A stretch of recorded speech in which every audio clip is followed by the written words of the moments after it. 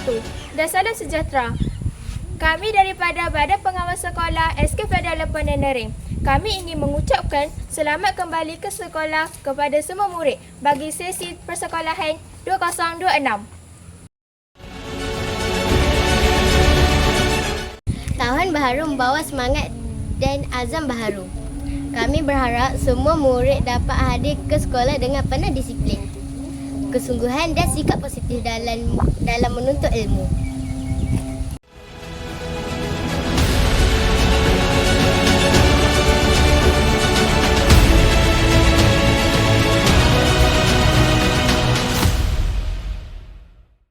Kepada murid-murid tahun 1 dan murid baharu, selamat datang ke SK Federal Penenering.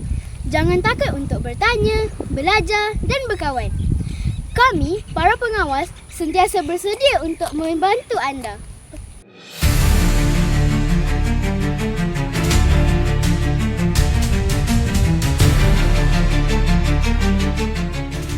Marilah kita bersama-sama menjaga nama baik sekolah, mengamalkan nilai murni, mematuhi peraturan sekolah serta menghormati guru-guru dan rakan-rakan.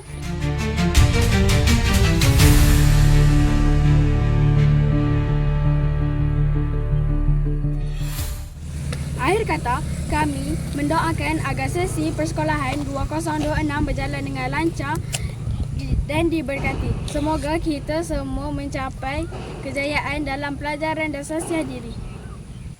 Selamat maju jaya!